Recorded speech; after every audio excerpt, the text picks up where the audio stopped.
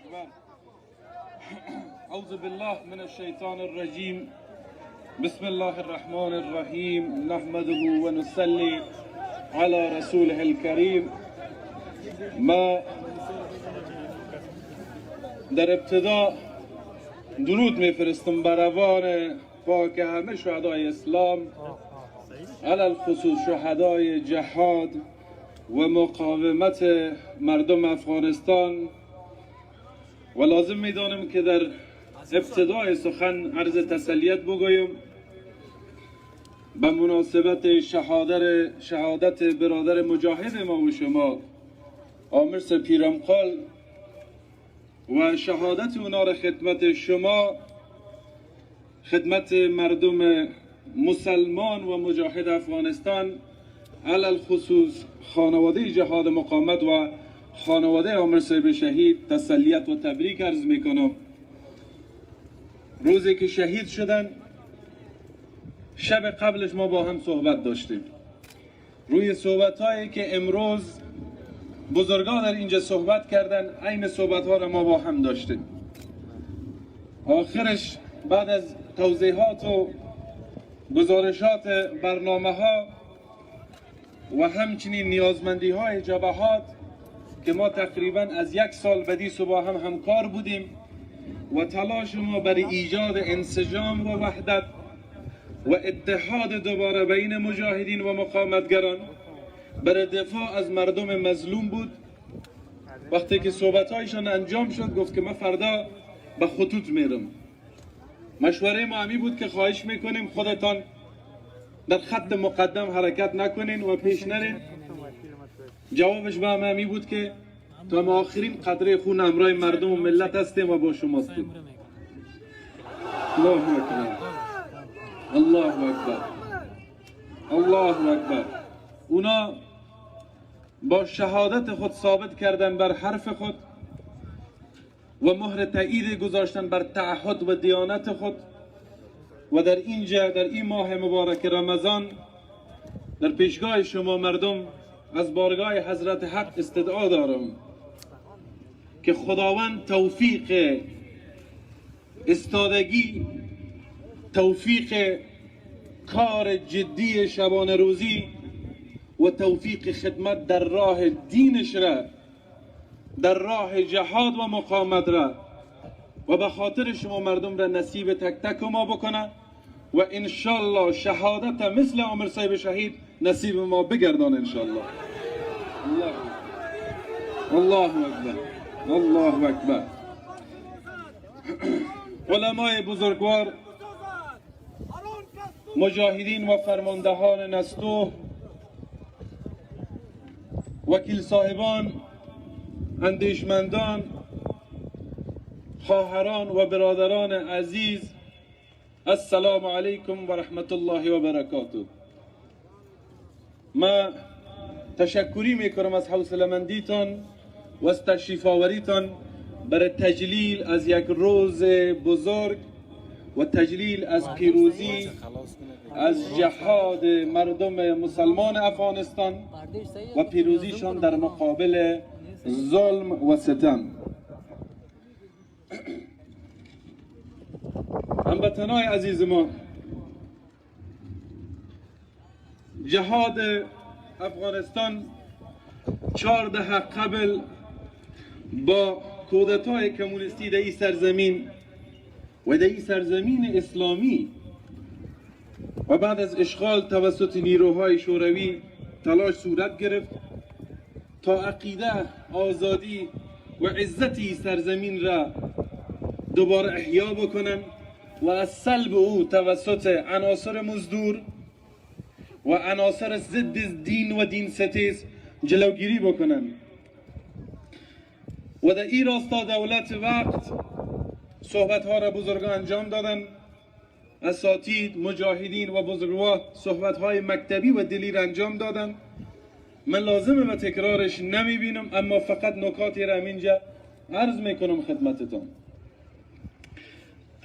که متاسفانه رژیم سابق با ظلم و ستم شروع کرد برای از بین بردن پایه هایی که این کشور بالای استوار بود. اولین پایه عقیده بود، وحدت و اتحاد بود، باور به ایستادگی و مقاومت بود. شهدا و مجاهدین ما را، مبارزین را، دانشجویا، اساتید و در رأس علما را تحت پیگرد قرار دادند. خفقان حاکم بود، هیچ کس اجازه حتی صدا بلند کردن و تفاوت دیدگاه را نداشت.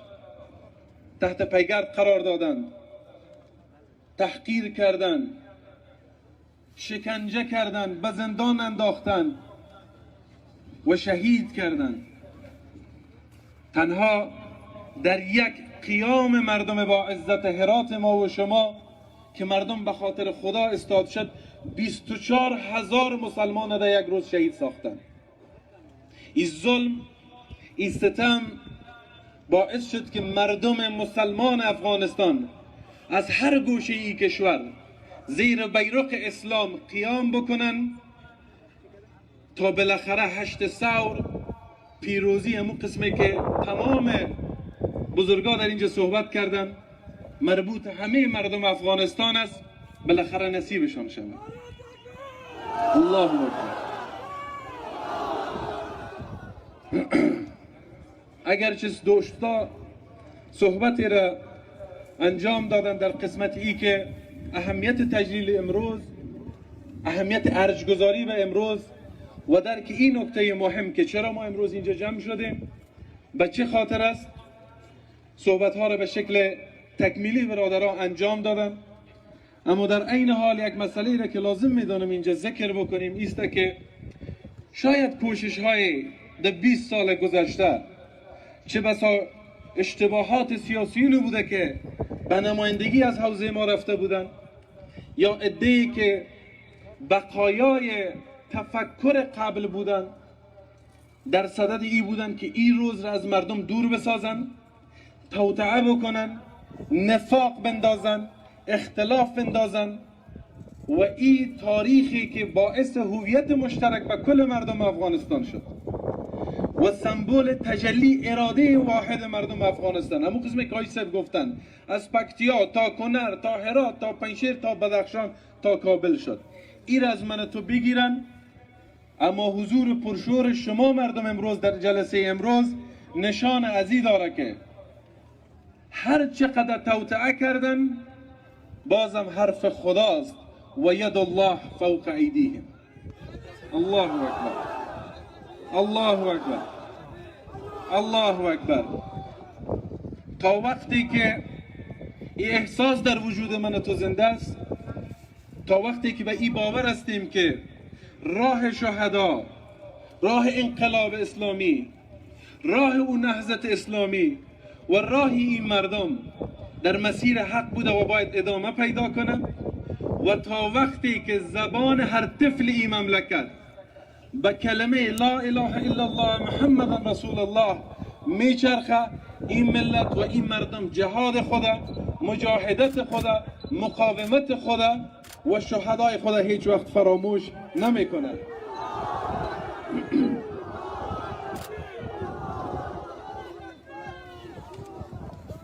مجاهدین بزرگوار، اساتید صحبت کردن از این که چگونه جهاد افغانستان دارای پیامدهای گوناگون و فوق‌العاده درون و بیرون از افغانستان بود. ما لازم به تکرار اونا نمیبینم. یکی از ضررهای صحبت در آخر مجلس همی است. کل صحبت‌های خوب بزرگا انجام میتن و حرفی که میشه باید تکرار حرفها باشه. صحبت‌ها رو انجام دادن که چطور مردم مسلمان افغانستان به تنهایی خود با شکم گرسنه و دست خالی استاد شدن، مبارزه کردن، مجاهدت کردن و پیروز شدن.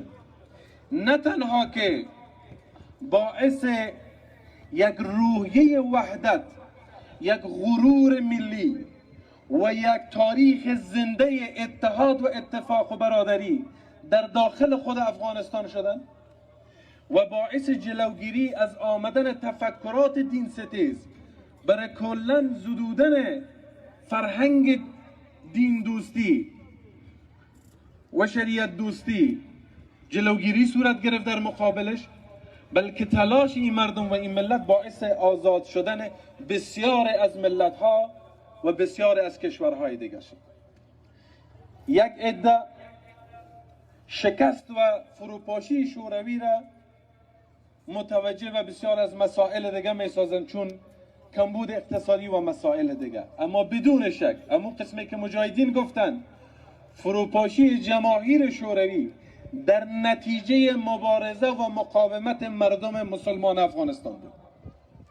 فروپاشی دیوار برلین در نتیجه مبارزه و مقاومت مردم مسلمان افغانستان بود که ملت های دیگه مردم مسلمان ما و شما را دیده روحیه گرفتن، اونا هم استاد شدن و فریاد خود را بلند ساختن.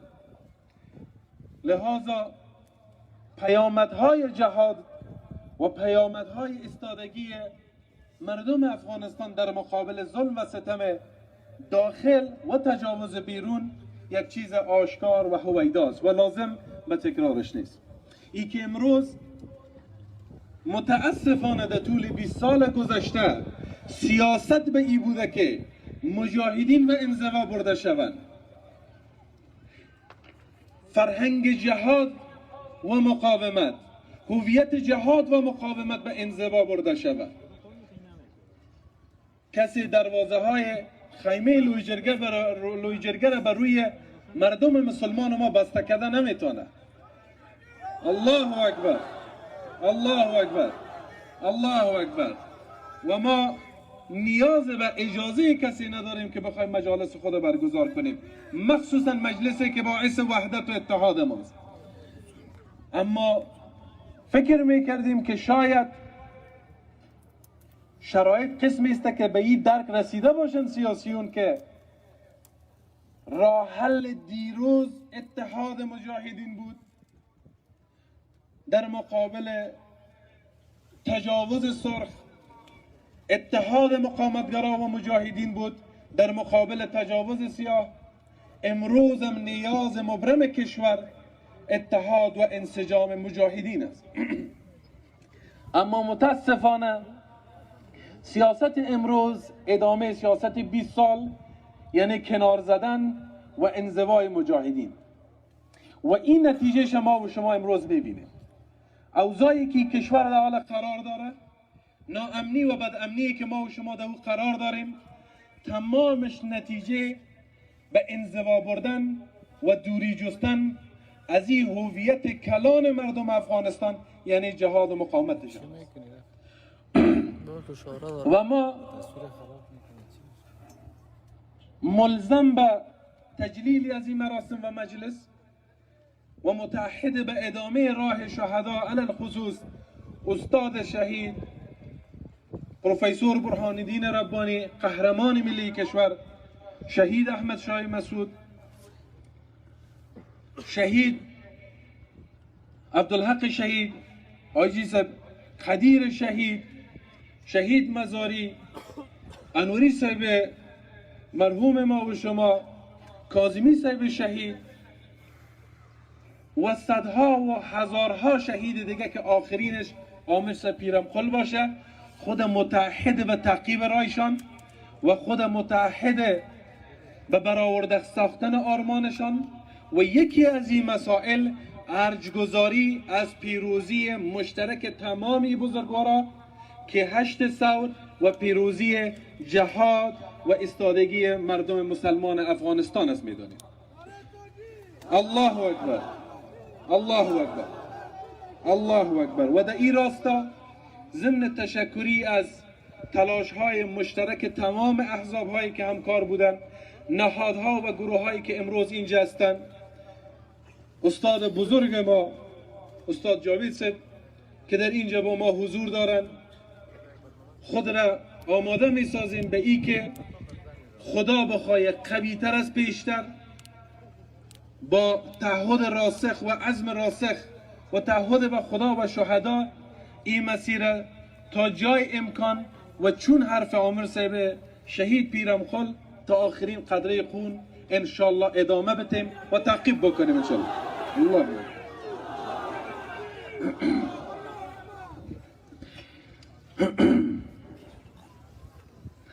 نقش برابر و تاثیرگذار و مشترک همه اقوام، همکاری و همیاری مشترک همه اقوام، روحی مشترک و فوق‌العاده را ایجاد کرد که به ما و تو امروز یک درس مهم بده.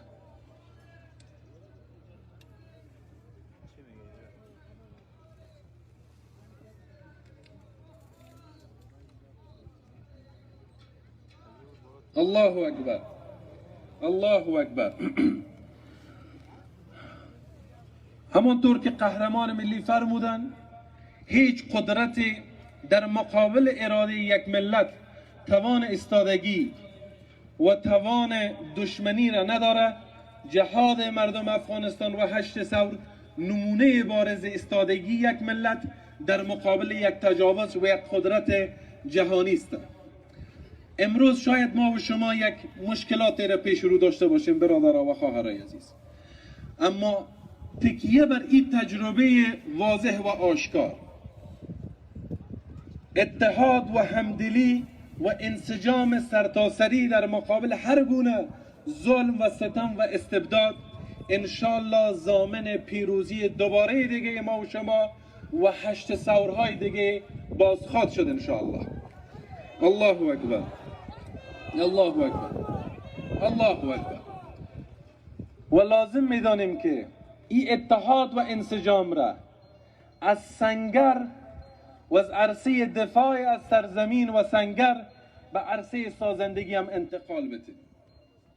باید که در عرصه سازندگی کشور مجاهدین ما، مردم ما، ملت ما، مخصوصا نسل جوان، با در نظر داشت موفقیت جهاد و انقلاب استوار، محکم، یکجا و متحد حرکت بکنه انشالله تا ما شاهد سازندگی این کشور هم باشیم. یکی دیگه از پیامدهای داخلی جهاد ما و دوره غرور آفرین نقش علمای ما بود، چیزی که واضح و روشن میخوایم امروز برای مجاهدین و مردم خود اعلان بکنیم.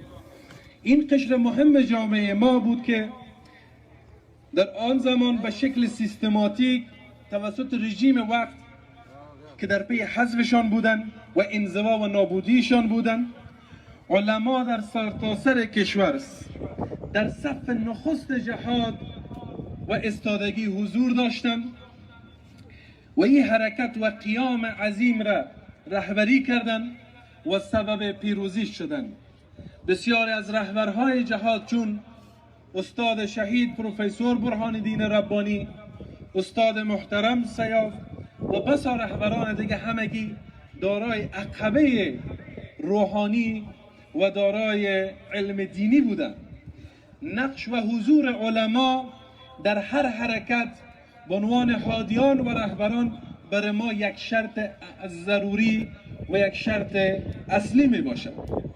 این را واضح می خواهیم از این تریبون هم برای کسایی که در تلاش برای آوردن صلح هستند اعلام بکنیم، هم به مردم خود اعلام بکنیم، هم برای مخالفین اعلام بکنیم که بسیار قبلتر این مجاهدین و رهبرانشان به خاطر آوردن دین خدا و تطبیق شریعت و برقرار کردن یک دولت اسلامی مبارزه کردند.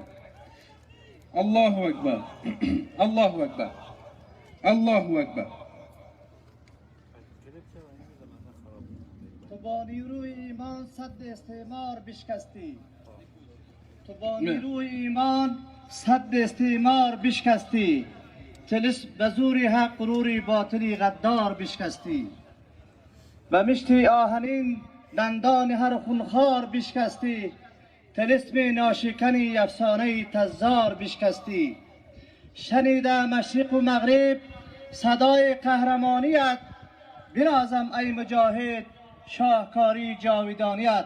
زنده باد اسلام انقلابی، زنده باد اسلام انقلابی، زنده باد انقلاب اسلامی، زنده باد مجاهدین سربلند و آزاده افغانستان. مرگ بر باطل، زنده باد حق.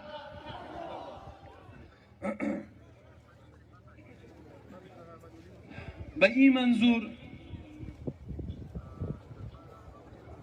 مردم قهرمان افغانستان شاید متاسفانه یکی از اشتباهات امی بود که در 20 سال به هر دلیل این مسئله از حنجره نماینده های حوزه جهاد صحبت نمیشد، اما این را واضح و آشکار اعلان میکنه که در کارهای ما و در تلاش جدی برای انسجام مجاهدین و اتفاق و اتحاد ما و دید ما برای آینده افغانستان، حضور علما، تطبیق شریعت اسلام و برقرار کردن یک نظام اسلامی یک شرط اصلی می باشه. الله اکبر، الله اکبر. و مجاهدین ما، مقاومتگرای ما به خاطر این دو امر مهم مبارزه کردند، تلاش کردند و به خاطر او خون دادند و ما از هیچ فداکاری به خاطر این اصل مهم دریغ نخواهد کردیم و هیچ بهانه پیش هیچ گروهی نمیمانه که حال مخصوصا که خارجی ها در حال خروج هستند، جنگ و ادامه خونریزی هیچ بهانه دیگه پیش خود نمی داشته باشه. مجاهدین آماده فداکاری هستند. ما خواهان صلح هستیم. الله اکبر، الله اکبر، الله اکبر. ما خواهان صلح هستیم و آماده فداکاری. مجاهدین خواستار تطبیق شریعت و آمدن دولت اسلامی. اما در عین حال که ما پیام‌های صلح را پیش می‌کنیم، در حالی که ما تشویق می‌کنیم تمام طرف‌ها را، علل خصوص تحریک طالبان را برای ختم جنگ و استفاده از فرصت صلح امروز برای ساختن یک افغانستانی که به قول قهرمان ملی هم با خود بتانیم زندگی بکنیم، هم با دنیای بیرون. در عین حالی که ما این را پیشنهاد میکنیم و بار دیگه میگیم خیلی قبلتر از تحریک طالبان این مجاهدین بودن که به خاطر خدا، به خاطر شریعت و اسلام بلند شدن و هنوز امو بیرق بلند دارن. الله اکبر، الله اکبر، الله اکبر.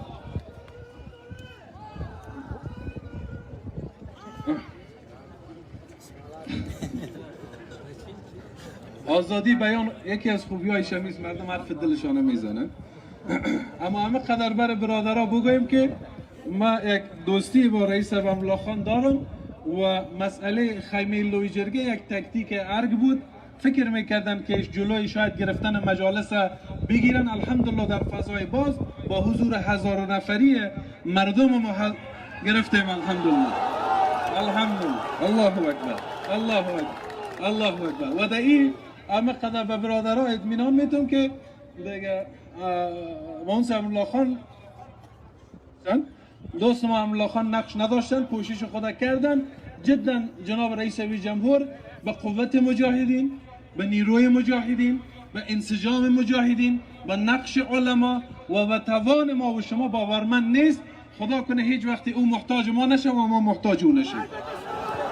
الله اکبر، الله اکبر، الله اکبر. زنده باد. لحاظا برادران و خواهرای عزیز، بسیار واضح در ارتباط شرایط آینده ضمن استقبال از صلح و آمدن صلح و ساختن یک دولت مشترک و ساختن افغانستان آباد، آزاد، مستقل با تمام گروه ها، در عین حالی که را پیشنهاد میکنیم و مسیر خود را مشخص ساختیم که به خاطر چی ما استاد شدیم و ادامه راه کدام شهداست. در عین حال جدا واضح ایرامو قسمی که برادرها اعلان کردن ما اینجا اعلان میکنیم. در صورتی که ملت و مردم ما مجبور شوند، در صورتی که دید طرف ها به این باشه که راه حل افغانستان راه حل نظامی است، ما هم آمادگی نظامی خود را در جمع مجاهدین، به مشوره مجاهدین، به حمایت مردم مسلمان افغانستان و در زیر چتر حمایت علما برای تطبیق شریعت و آوردن نظام واقعی اسلامی که خواست شهدا و مجاهدین ما بود، انشالله آمادگی خدا میگیریم بخیر. الله اکبر، الله اکبر، الله اکبر، الله اکبر. اگر که پریروز عامر سپیرمقال شهید کردن، اگر روز قبلش داوود شهید کردن، اگر روز قبلترش حاجی قدیر شهید کردن، اگر دگار شهید کردن، اگر استاد شهید کردن، اگر قهرمان ملی را شهید کردن، یک چیز بدانن که هر بار که بخواین یک شاخچه از ما را بزنن، 100 شاخچه دیگه انشالله در جایش سبز میکنه. الله اکبر، الله اکبر.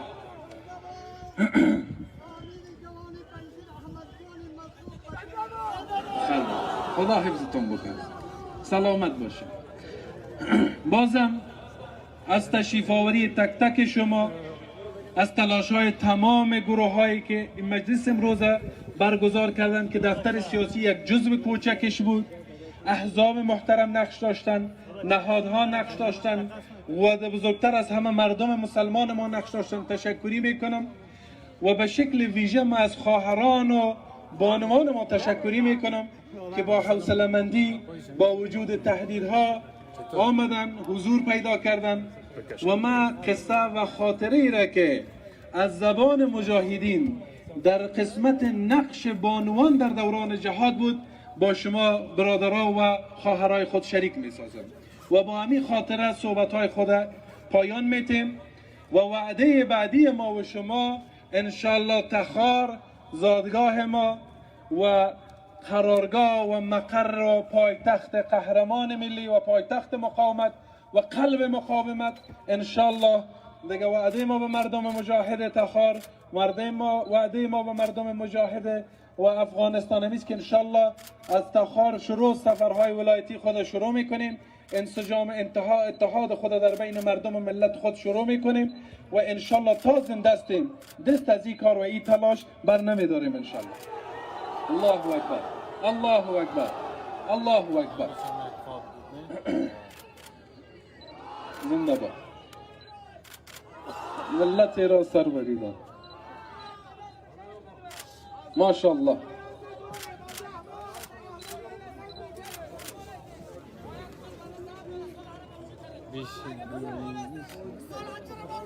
خدا سلامت باشه. قصه را براتون میکنم از مجاهدینی که در سنگرهای داغ قرار داشتن و چیزی که ما از زبان مجاهدین شنیدیم. روزی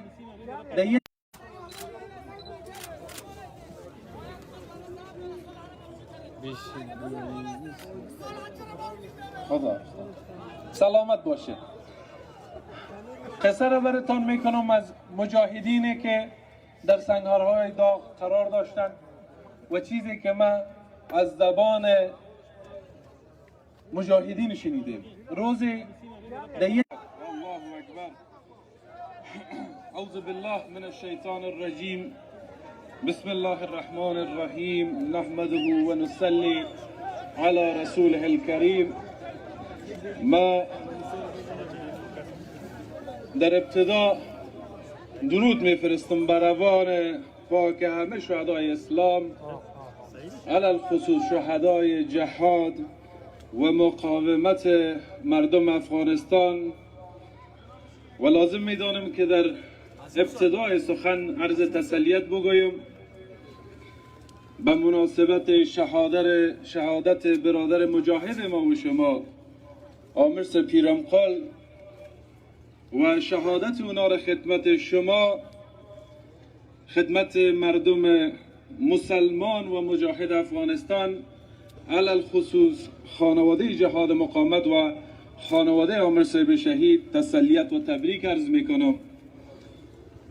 روزی که شهید شدن شب قبلش ما با هم صحبت داشتیم. روی صحبت هایی که امروز بزرگان در اینجا صحبت کردن، عین صحبت ها را ما با هم داشتیم. آخرش بعد از توضیحات و گزارشات برنامه ها و همچنین نیازمندی های جبهات که ما تقریبا از 1 سال بدی با هم همکار بودیم و تلاش ما برای ایجاد انسجام و وحدت و اتحاد دوباره بین مجاهدین و مقاومتگران برای دفاع از مردم مظلوم بود. وقتی که صحبت‌هایشان انجام شد گفت که من فردا به خطوط میرم. مشوره ما همی بود که خواهش میکنیم خودتان در خط مقدم حرکت نکنین و پیش نرین. جوابش به همی بود که تا ما آخرین قطره خون همراه مردم و ملت هستیم و با شما هستیم. الله اکبر، الله اکبر، الله اکبر.